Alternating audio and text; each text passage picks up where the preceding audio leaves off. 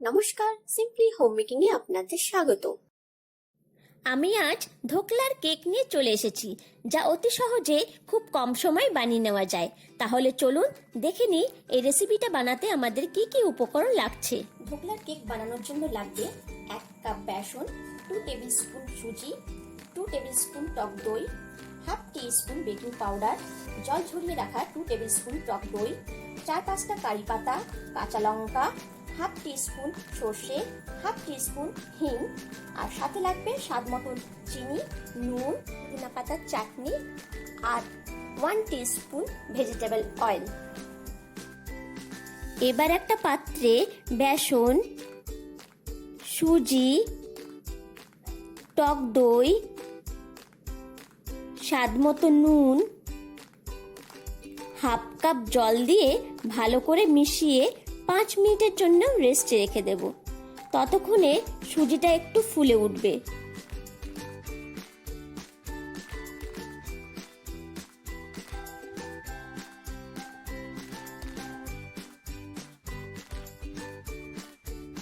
সুজির সমস্ত জল টেনে নেওয়াতে ব্যাটারটা গাঢ় হয়ে গেছে।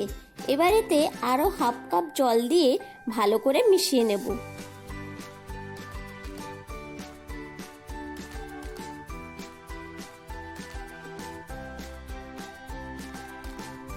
এবার এতে 1 টিস্পুন বেকিং পাউডার দিয়ে ভালো করে মিশিয়ে নেব।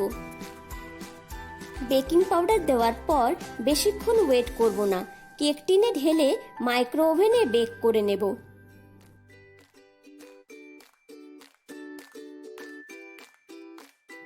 কেক টিনে একটা বাটার পেপার দিয়ে নেব।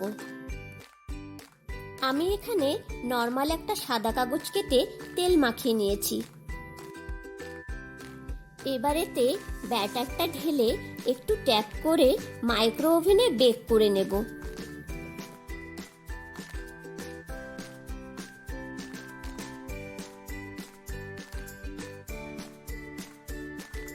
ধোকলাটা রেডি হয়ে গেছে। এবার ধোকলাটাকে কেক টিন থেকে বাইরে বের করে নেব।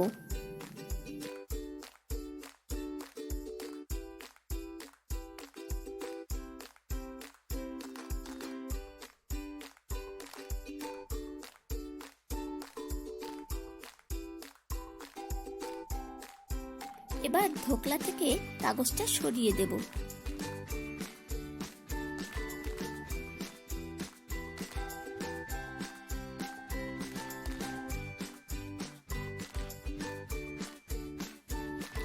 ধোকলা থেকে কাগজটা তুলে নিয়েছি।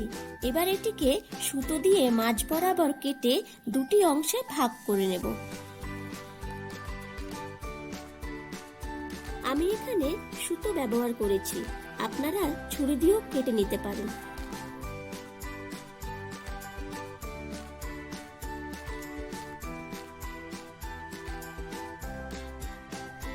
একটা প্যানে তেল গরম করে তাতে একে একে কারি পাতা, সর্ষে, হিং ও কাঁচা লঙ্কা দিয়ে ভালো করে নেড়ে হাফ কাপ জল, স্বাদ মতো নুন, চিনি দিয়ে ভালো করে ফুটিয়ে নামিয়ে নেব।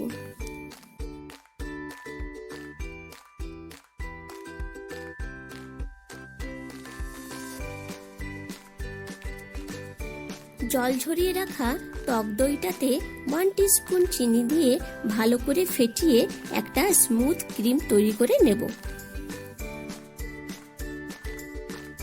কেটে রাখা ধোকলা দুটিতে চিনি রসটা ভালো করে ছড়িয়ে দিয়ে দেব।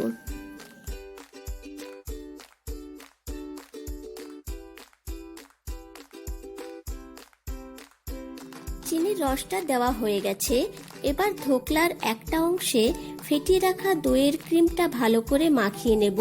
তার উপর কেটে রাখা আরেকটা অংশ বসিয়ে পুদিনা পাতার চাটনিটা দিয়ে দেব। আপনারা চাইলে পুদিনা পাতার পরিবর্তে ধনেপাতার চাটনি, তেঁতুলের চাটনি বা টমেটো সস দিতে পারেন।